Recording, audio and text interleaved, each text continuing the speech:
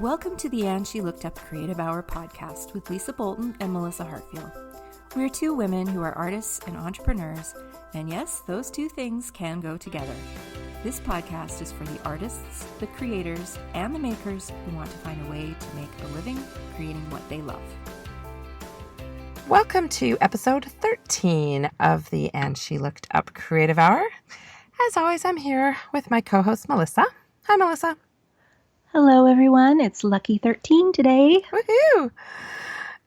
So today we are talking all about a topic I actually think we're both pretty passionate about, which is batching and productivity.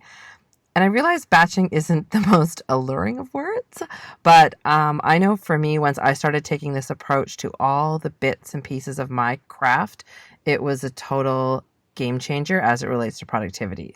So I think whether you do this thing as a side hustle or even as a 24/7 all the time hustle, if you're not batching and blocking the inputs into what it takes to make whatever your art is, I really feel like I could make the promise that once you do, it will change everything.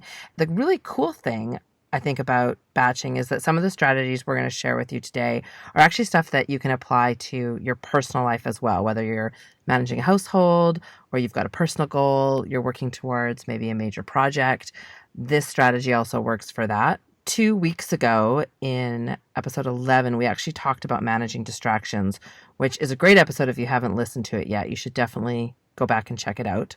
In that episode, we really focused on all the external things that are distracting. So, people, pets, errands, kind of all those little demands of your everyday life, and all of the outside stuff, I guess, that's vying for your attention and sort of pulling you away from getting into the flow.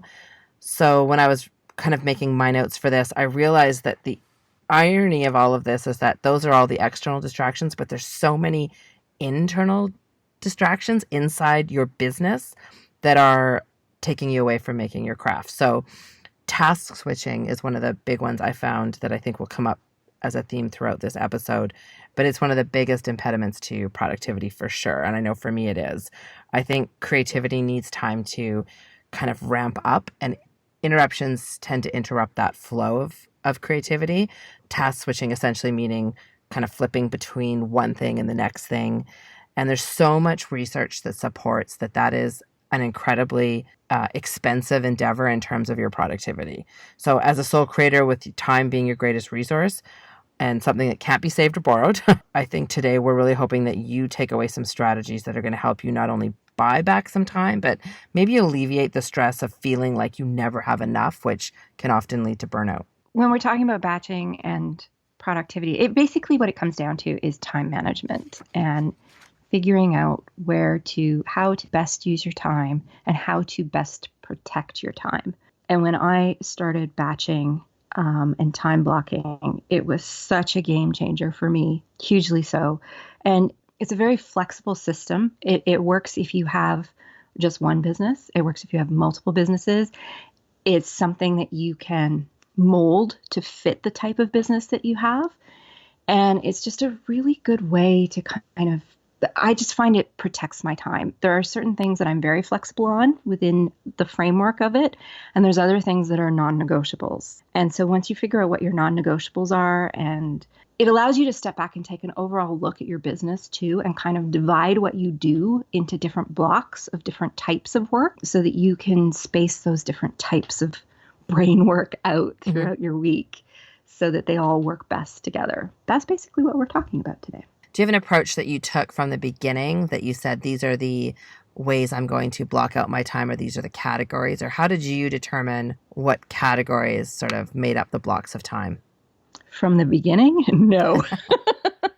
No, I was very much a kind of like just fire putter, I guess. It's like, oh my God, this is due tomorrow. I got to work on this today. Or that's basically how I worked for the first few years. But I listened to a podcast several years ago that really just changed my thinking on it. And I don't remember who the podcast was with or who was being interviewed, but the woman was talking about time blocking her days of the week. Each day of the week had a theme to it. And she had 5 different themes. And what was interesting about how she did it she worked with a coach, and I believe this was a coach who worked with Olympic athletes as well. Like it was a very interesting dynamic that they had. The way she did it was that if, say, Monday was her banking day, her bookkeeping, finance, all that kind of stuff, once she got all her bookkeeping and all the stuff to do with finance done, that was the end of her day. So if she finished at 10 a.m., she was done for the day at 10 a.m. because that was her banking day. If she finished at 7 p.m., well, she finished at 7 p.m.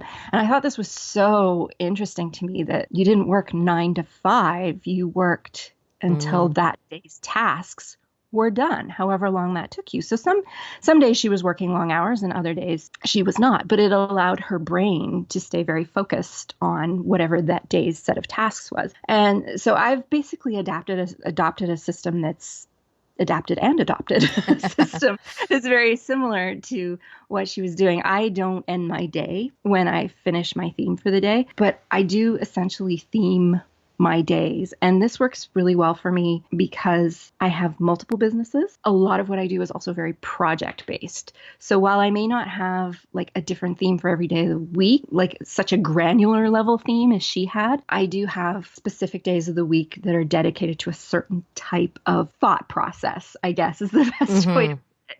So Mondays is my finance bookkeeping admin day. And the reason I chose Monday for that is because it's my least favorite thing to do. And so if I get it done on Monday, then I feel like no matter what else happens during the week, I have accomplished something. It makes me feel super accomplished on a Monday. Like it's a good start to my week, even though it's something I hate doing. Because once it's done, it's out of the way. And I know I didn't procrastinate it, and I know I got it done. And so that's basically how I do it. So I am very protective of certain days of the week. So Mondays and Fridays, I do not do phone calls with anyone unless it's a flat out emergency. If one of my business partners calls me. But other than that, no, I don't do phone calls. I don't schedule calls on either of those days. Tuesdays and Thursdays are the only days of the week where I schedule phone calls. And I try to block those within either the morning or the afternoon, or else I try to do things where I'm talking a lot. So Tuesdays and Thursdays are when we record our podcast episodes usually. Mm-hmm. If I'm doing phone calls, like right after this podcast, I have a coaching call with a client. My phone calls and talking are all happening in the morning today. And this afternoon, there will be no talking. And then I divide my days into morning and afternoon. And I try to do a big time chunk in the morning and the afternoon that's dedicated to one specific project. And what those projects are vary because my work is very project based. So it's very different from one week to the next. So that might be like this afternoon, I'm working on an ebook design for a client. And that will be my afternoon. And I won't be doing other things. And so usually at the beginning of the week, I sort of lay out my day or my week by mornings and afternoons, and I assign each morning and afternoon a project based on whatever my projects are for the week. It's not exactly batching what I do, more time blocking. If I just had one business, I would focus more on batching. And we actually have a woman in our mastermind group who is the batching queen. This woman is a power batcher, and I can talk a little bit more later about like how she does it, but I am always just so in awe of how much work she gets done through this method. It's really, really very productive. I really have only run one business at a time, so I definitely have taken the batching approach, and it's evolved depending on what business I was running. So when I was doing a lot of food blogging tasks, so styling, recipe development for clients, anything that's sort of around all the elements that go into what would be running a food blog. So you've kind of got a writing element, recipe development and testing, photography, styling. And once I moved to batching that process, it was so much easier. So in that way, I would look at what I had usually coming up for the week, possibly 2 weeks at a time. So I didn't really have theme days. I did more batching, and it was that on a certain, usually over the course of 2 days were recipe testing and cooking days. So day one was full on kitchen testing. And so you're just making things. That was probably in the morning. I often would grocery shop that morning, or that was done the night before. And then it was just making the big mess once was really the key when it came down to recipe development, as opposed to popping in and out. So I wouldn't break it up by client. I would take all my clients' work, test them all, have everything ready and organized. Usually day two would be remake the recipe or shoot the recipe. so that you're not spending all this time cleaning up after yourself in the kitchen and you're sort of in this groove. So while something's baking, I can be simmering something else, or you're really making the most of your time. I didn't start out that way. I started out very much where I would make the recipe, shoot the recipe, write the recipe, make the recipe, shoot the recipe, write the recipe, and write the blog post. And it was just, I just realized it was not getting me anywhere. There was so much downtime in that whole task switching, cleaning up one thing, gearing up for another. Once I changed that, now that's much easier when you run a sole business for sure, because you know the inputs that are very clear that go into what you need to produce, and you can kind of batch them in that approach. I definitely took that way. And I did the same thing for writing the book. When I was writing the book, I looked at all the inputs that would go in and I would chunk those content pieces out and know that these were the days. So I had identified over the course of a year, I think it was 5 or 6 weekends that were heavy board building and shooting weekends. So literally sent my family away for 3 days, had no one to look after but myself, and I just created boards, shot them. The house was a mess for 3 days and it didn't matter. There was no interruptions, but I was able to produce out of a weekend. I could, produce 12 to 15 boards that were ready for print. And that was so much more effective than trying to do them one at a time. Yeah, what you described is so super common in the content creation world, where it is very easy to batch your time. So a lot of content creators, whether they're food bloggers, lifestyle bloggers, YouTubers, 1 day a week, or maybe even just 1 day every 2 weeks, that's photography day, or 1 or 2 days a month that are video days, because that's all. Some of that can be very equipment heavy, especially if you are not shooting with natural light and you need to have your lights set up and your cameras and your tripods, and if you're doing video, your mics and all that stuff. And it's just a lot of work to put that up and take it down. The amount of time you spend just getting set up and tearing down is ridiculous. So if you can batch that all into a period of 3 or 4 days where everything just stays as is when you end your day, if possible. If you're shooting in your kitchen, that might be difficult, but essentially you get it all out of the way. And then what you might have is, after that, you have a block of 2 days where you're editing photos, or you're editing video footage. And we kind of do that with the podcast. We record all our episodes for the month over a 2-week period. And then you batch edit and I batch show note. You can still adapt that, though, to other types of businesses besides content creation. So like if you run an Etsy shop, you can batch the days where you do your new product photography. And then maybe you have a day where you do all your listings. And then maybe you have a certain day of the week or a certain couple of days of the week where you do order packaging and shipping in the afternoons or something like that. Putting that all into one time block is so much more efficient than doing it piece by piece, shipping one order as it comes in and then packaging it and then going to the post office. And then the next day another order comes in and you package it and ship it and the whole thing. Whereas if you just let them accumulate over 3 or 4 days, it saves you a lot of time. So there's ways you can adapt this regardless of what kind of business that you run. And just even days like having a strategy day, and that might not be a full day, but it might be a half day, or having just a personal growth day.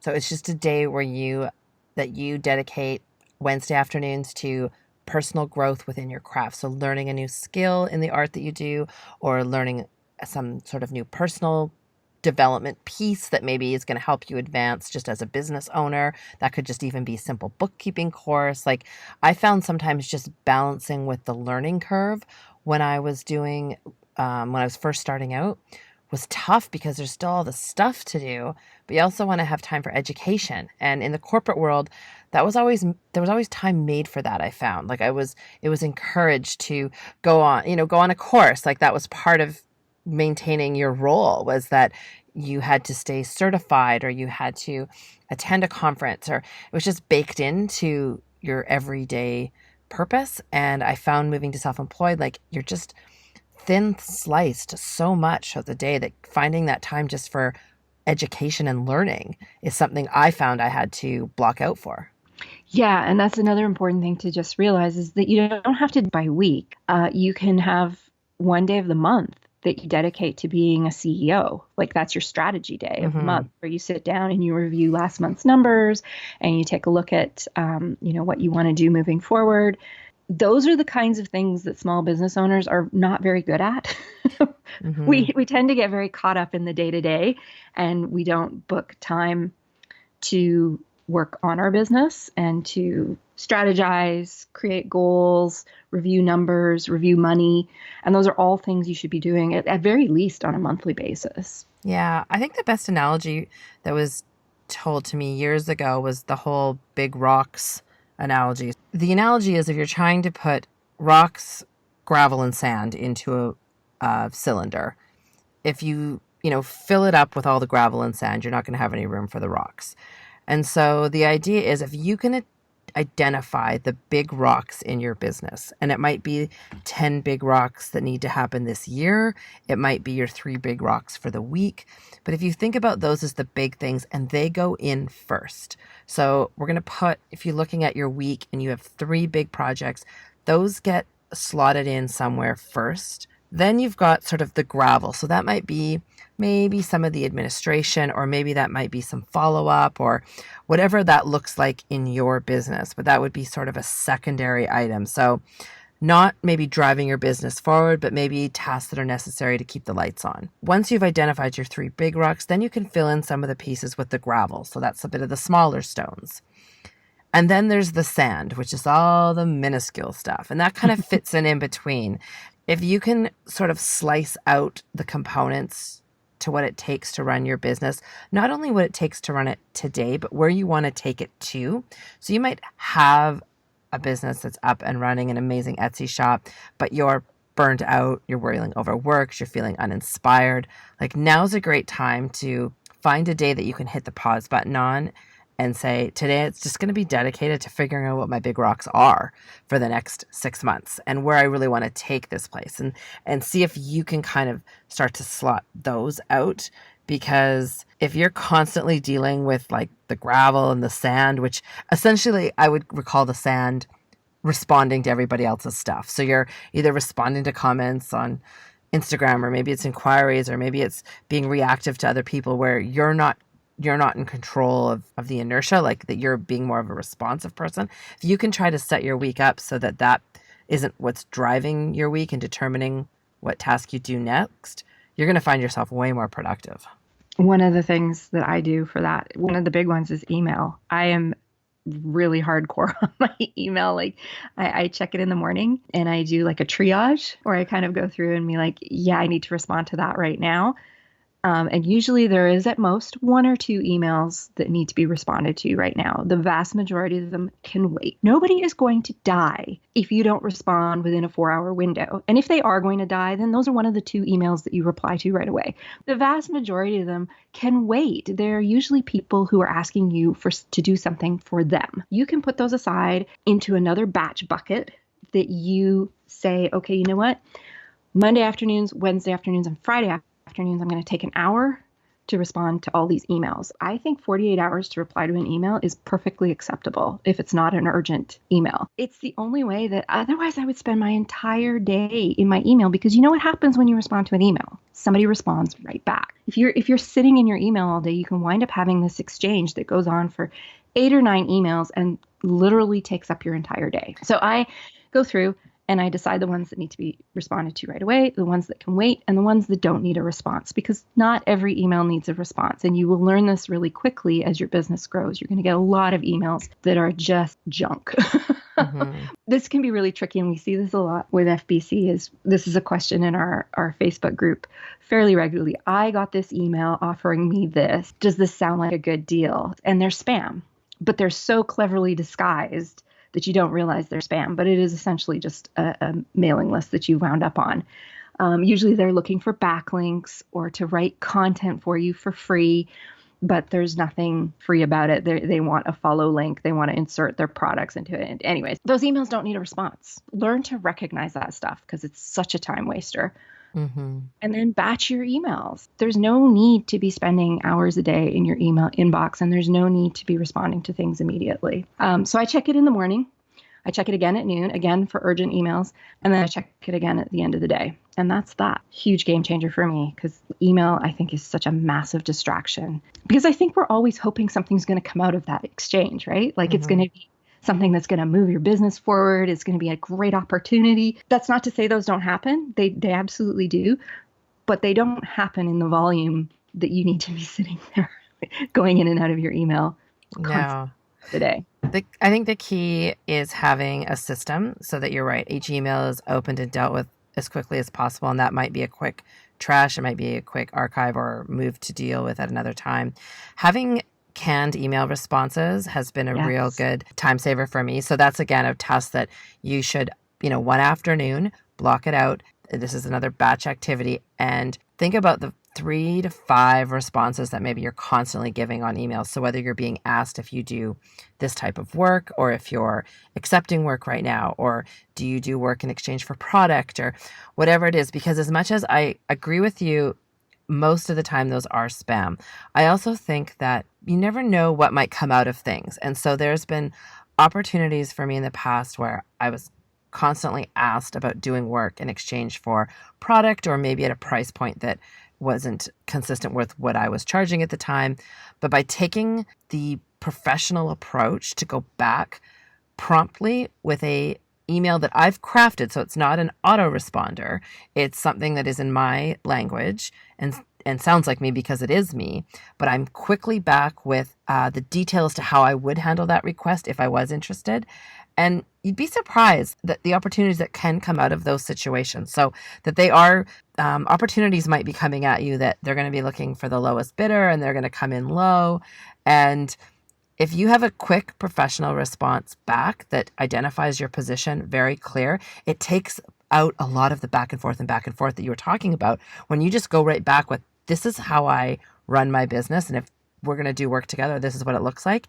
Sometimes they'll come back and say, okay, let's set up a meeting. So having a series of canned responses, even ones that say no thank you, I think is a better way to go than sort of trying to individually respond to each one. That's definitely not worth your time when it comes to some of these sort of marketing opportunities or business opportunities that might be a wide net that's been cast out. Yeah, there's a difference between marketing and business opportunities. Those you'll get a lot of ones that sound very unappealing like that as well. But when somebody emails you and says, we'd love to work with you, we'd love to send you some product, blah, blah, blah, that's very different. And those, yes, absolutely, I do respond to those. And those go with a template response that is written by us. And actually, that's a product we sell on Food Bloggers of Canada. We have a package of 22 email templates for food bloggers on how to respond to pretty much every email situation that you're going to get. Mm-hmm. Because this is one of the most asked questions we have ever received, is like, I got this request, I got that request, this person is asking me to do this, I don't know how to respond. So we put together a template package because it's a game changer, because some of these emails can make you frustrated or maybe a little angry, and you never want to respond to an email when you're frustrated or angry. But if you've already got a template that you've written, and even if you buy templates, you can go in and alter them to sound like you, right? Like that's the whole point. But if you can send those off, they're usually very professionally written and they take the emotion out of it. And, you can say what you need to say in a polite, professional way. And sometimes, yes, absolutely, it will turn into something. All that to say is just that, I just see so many people who live in their email. I'm always shocked when I email somebody and I get a response within 30 seconds. It's like, that person is living in their email. And that's not good. It's also not good to email people at 11 p.m. at night. That sends a different type of message. I always think when I get a PR person emailing me at 9 p.m., 10 p.m. at night, I'm thinking the company that you work for is not giving you your evenings. That says a lot to me about. That's so interesting, because I think for me, that is that's a time, I guess an option. I guess you could put them on delay, but if that's a time I've got carved out, I'm responding to emails so that I don't have to deal with them in the morning, though. If that time works for me. So I don't think anything about what time I send emails. If it's another sole entrepreneur or something emailing me, that's different because I know that they're hustling. But if you're when a company, like a corporate environment, when I'm getting emails from somebody with a corporate email address, at really weird hours, that just tells me a lot about the company, that like they're expecting their employees to be on 24/7. And I don't love that. I don't think that's appropriate. I don't think that's a company that emphasizes work-life balance.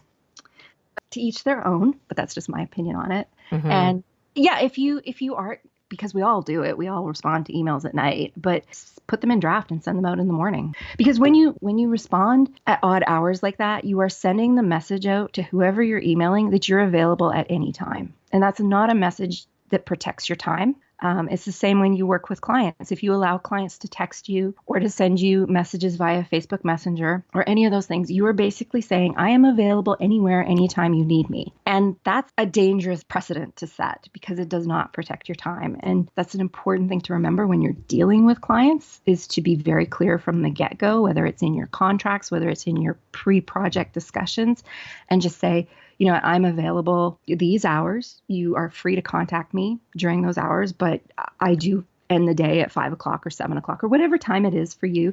And I don't respond after that time. But that's a big part of being able to do time blocking and batching, is ensuring that your time is protected so that when you are working on those things, you're not being constantly interrupted by this flow of pinging and people wanting your time. And it's not to say you need to be unprofessional about it, but you do need to have boundaries. If you don't have boundaries, you become a doormat. And those boundaries will look different depending on what you're like. Yeah, like absolutely. Because I think there's people that do different things during the day. And if I've got to take time out of my day, to do something, I might be doing work at night or whatnot. So your boundaries are your own. But I think the key you're absolutely right. I think especially as it relates to creativity, I think I'd go back to one of the biggest impediments to that is true science around getting into a creative flow.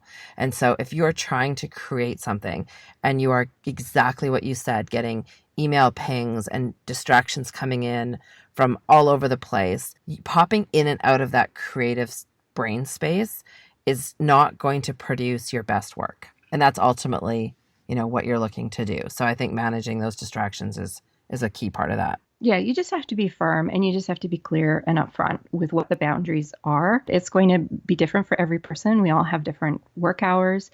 It's also going to be different depending on the client or the person you're working with. I mean, if you have a client who's only available between 7 p.m. and 9 p.m. because they're trying to they're trying to create a logo for their side hustle while they have a corporate gig, you know what? That's fine. Like, as long as everyone's upfront about it, I can work with somebody between 7 and 9 for a limited amount of time if that's the only time available. But then we both know that this is the time that we're working together. Mm-hmm. So you just have to be really firm with boundaries. And I am not good at saying no. I hate disappointing people. Like, if I disappoint somebody, it will literally gnaw at my stomach for months. But it was like 5 years ago, and I went through this really intense year-long phase of burnout, and I had to rethink everything about how I ran my businesses and how I worked, because my mental health was shot to pieces. It wasn't getting better. And that's when I really realized that I have to be the one in control.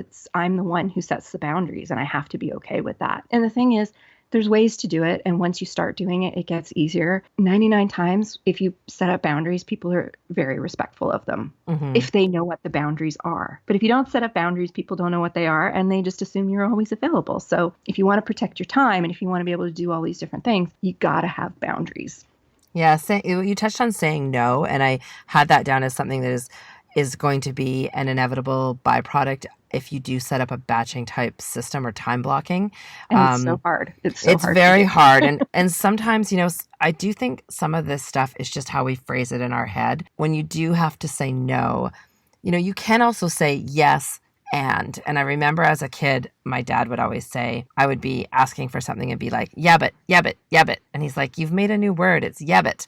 And it was always yes, but. I think in this case, if you can change it to, you can't say yes because you have to protect your time. So you can't do the ask that's being asked of you right now. But if you can say yes, and can we schedule that next week? Yes, and can we connect next month? I find that especially as it relates to personal distractions that come in, like outside requests, as opposed to always looking at it as, well, I'm saying no because it's something you want to do or you want to entertain.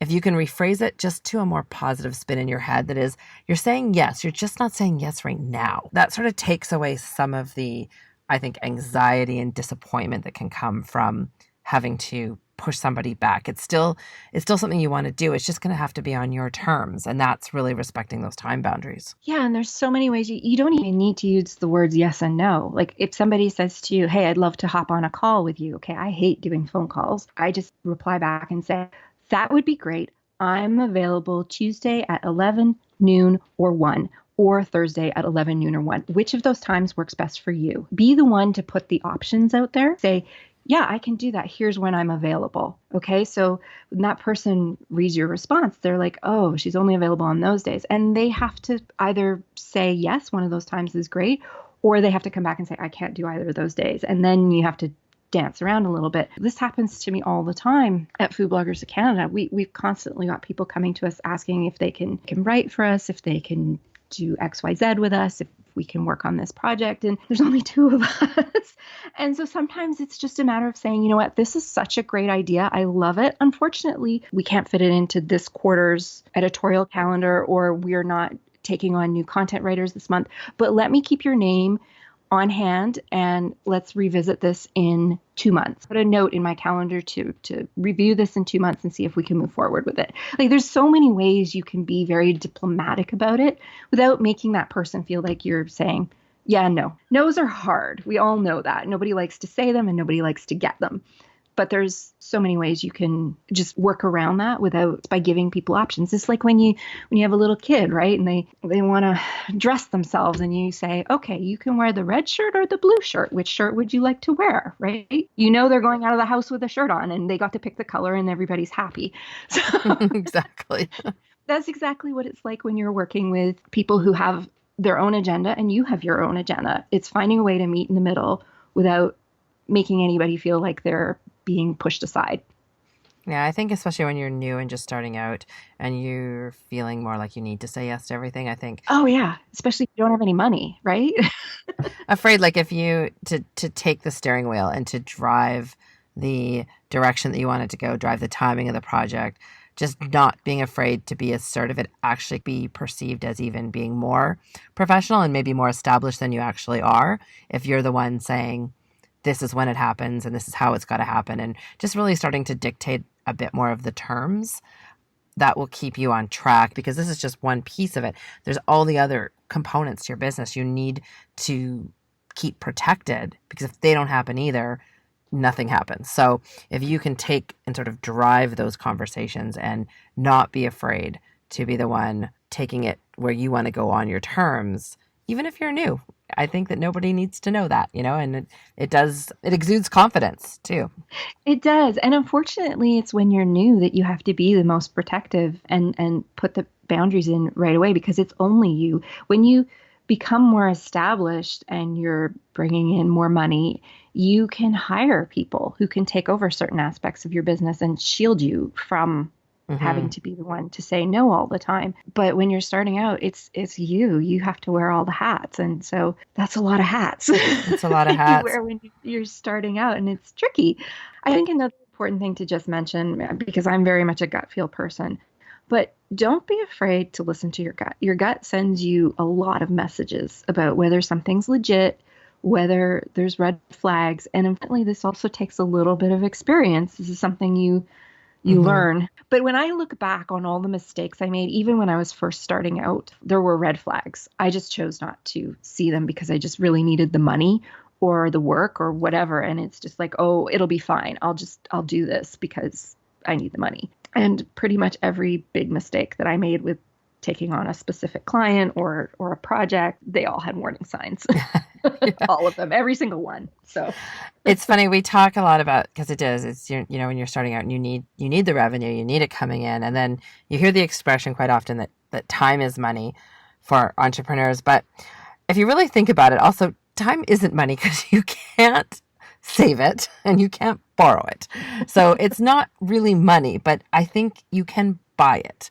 It's a very valuable asset when you're just starting out. One of the things that is hard to do when you don't have the money is to spend the money to outsource some of those small tasks in order to buy yourself some time, because people are paying you for your brain.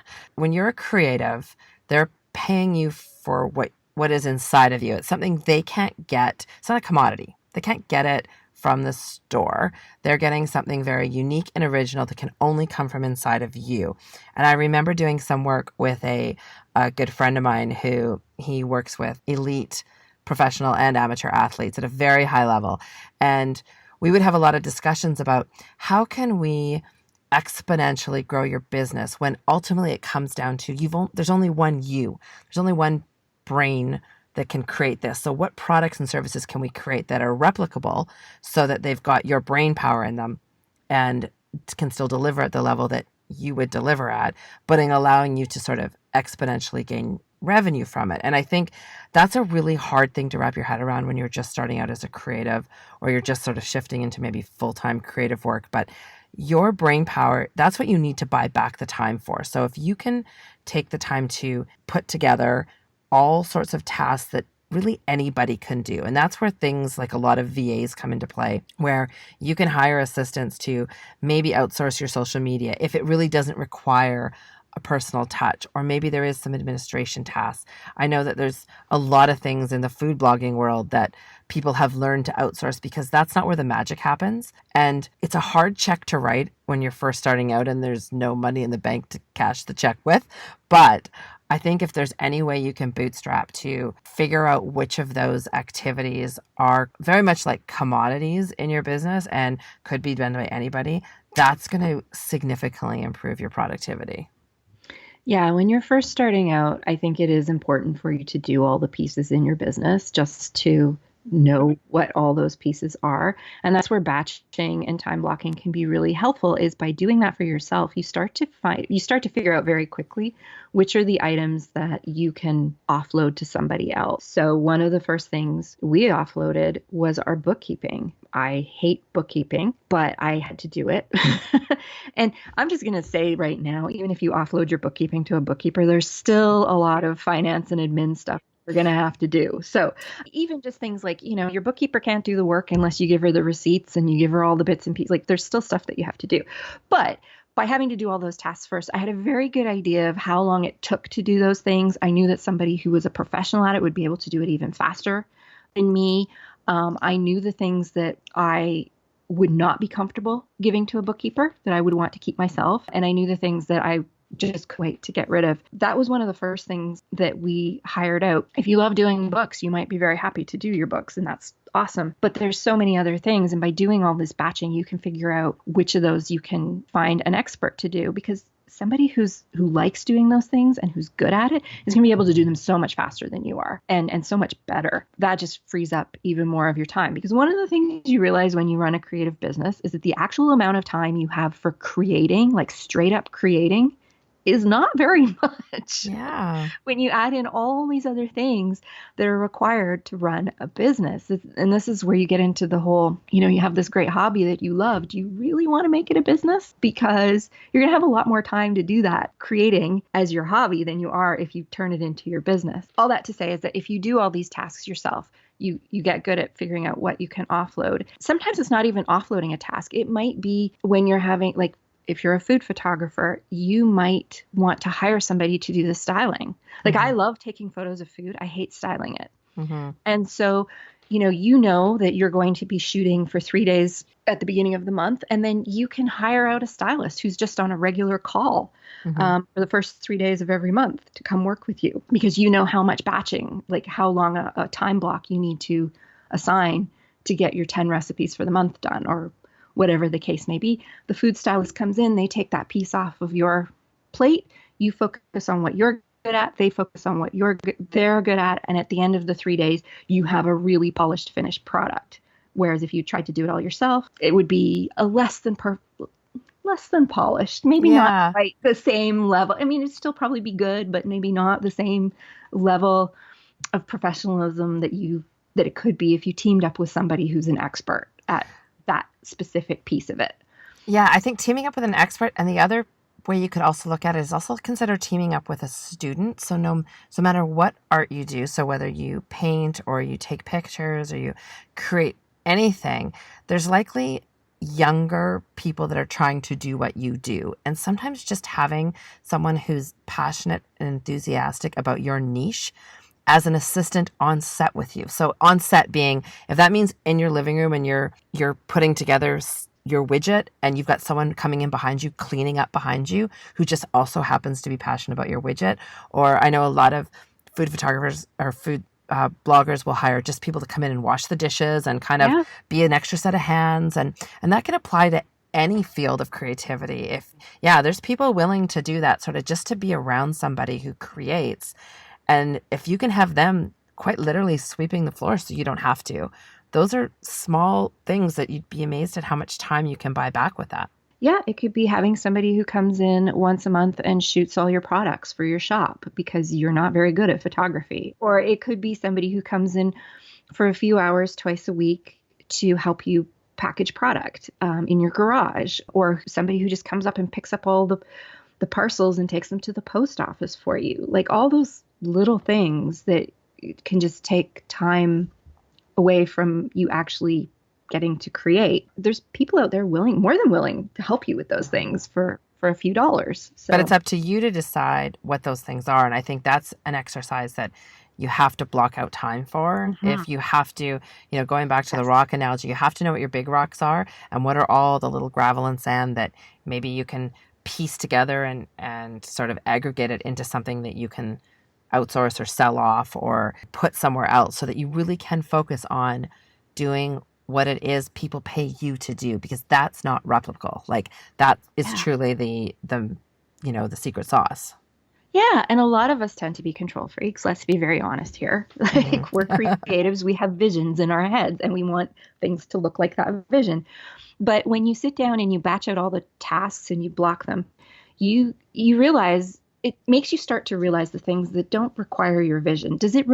Is getting those parcels from your house to the post office, if it's not you that does that, is that going to have a dramatic effect on your overall vision of your business?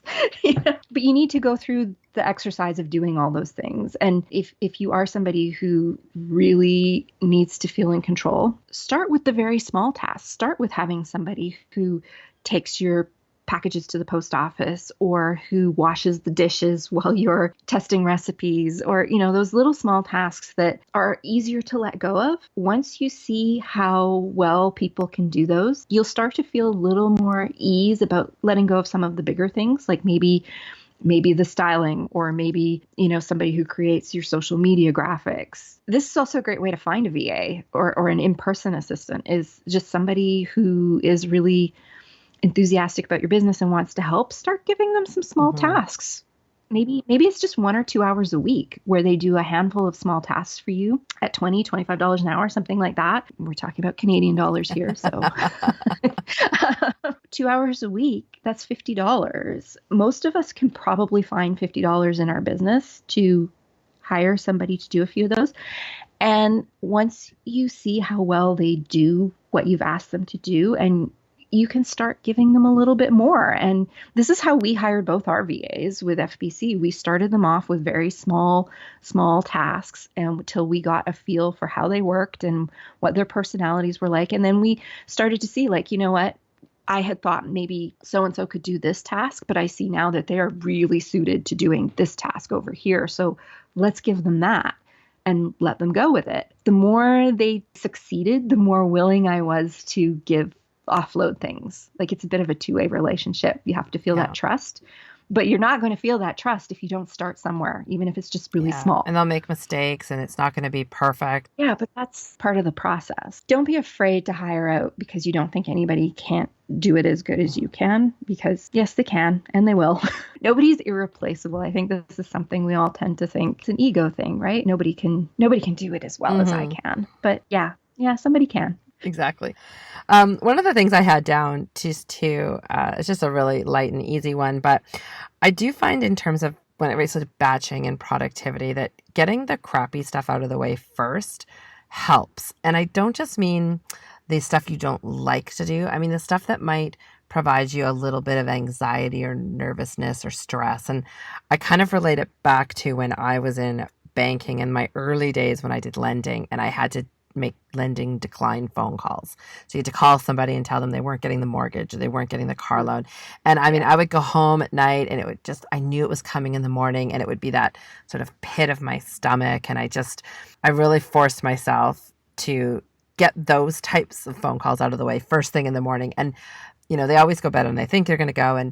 But the weight, like I could physically feel my chemical balance change inside of me. Like I believe it is an actual chemical reaction that happens inside your body when that stress is alleviated. And if you've got crappy stuff to do, break it down, get it done first thing in your day. And that's going to look different depending on what the business is you do. And I think you've talked about that before when you're talking about sort of getting the bank or the bookkeeping or some of the admin stuff out of the way. And it's like, okay, now I can start the fun stuff. So I would encourage you when you're planning out your batching weeks, if you are going to do a theme kind of thing, or if you're going to do batching and look at that, the stuff that you don't like or the stuff that just sort of makes you uncomfortable, try to schedule that up front before you want to do anything creative, because I think your mind will be that much more free. Yeah, definitely. And the flip side of that is, and I mentioned this in a previous episode, I don't book anything afternoon on Fridays. Friday afternoons are my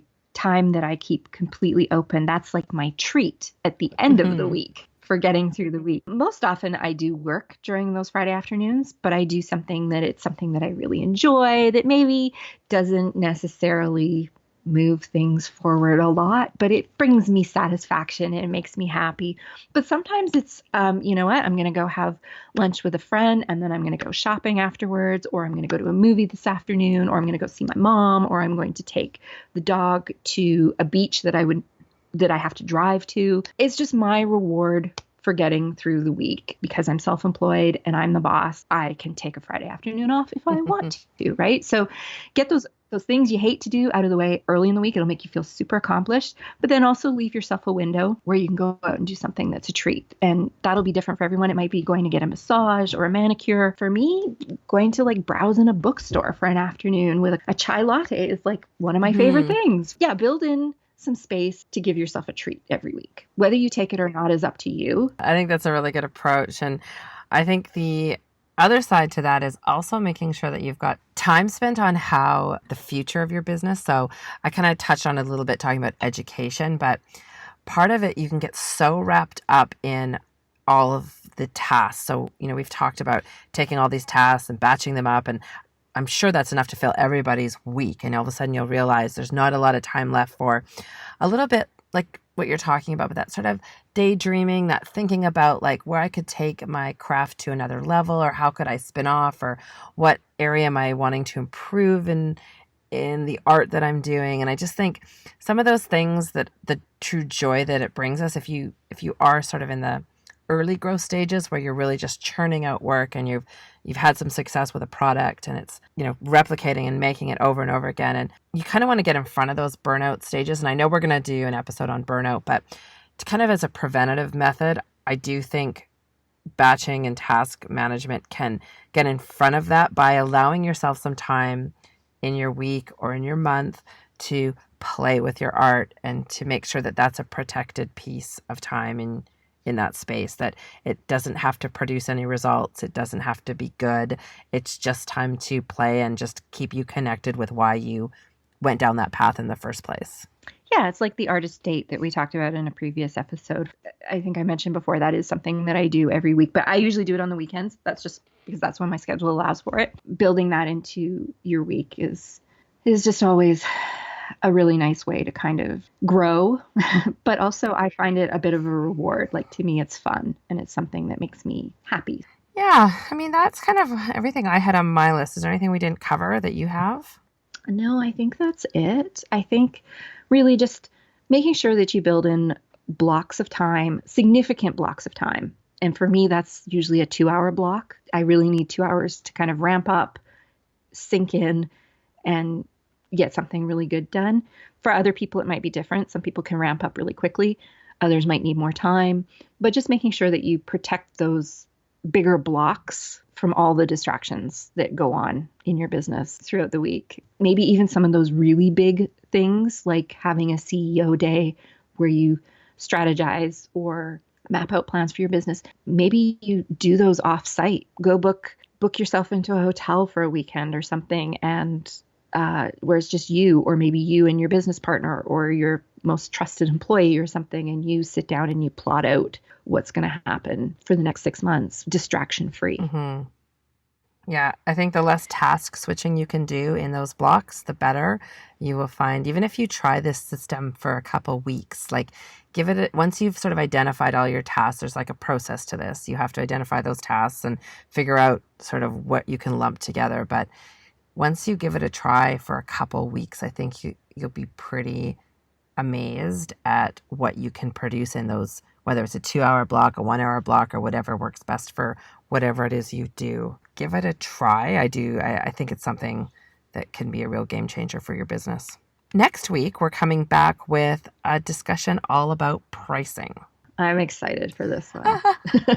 So we're going to talk about pricing your work and sort of all the nuances involved around that, all the common questions that come up about, and I think Melissa and I can speak to it from both sides, both being someone who charges for things and who has to hire things. And so I think we've, seen both vantage points of it. So I think it'll be a really robust discussion. We don't always agree with the status quo in certain industries of how you should price. So it should be a lively discussion, I think. Excellent. Yes. Hope you have a great day. Yeah, you too. Thanks for joining us, everyone. Bye. Thank you so much for joining us for the And She Looked Up Creative Hour. Be sure to check out the show notes for any links or resources we talked about in this episode. If you enjoyed the chat, please be sure to subscribe, and you will automatically be notified when the new shows are released, and we'd love to hear from you. Drop us a review, tell us where you're listening from, or even just send a note to say hi. You can find us at andshelookedup.com or on Instagram under andshelookedup. Thanks so much for listening.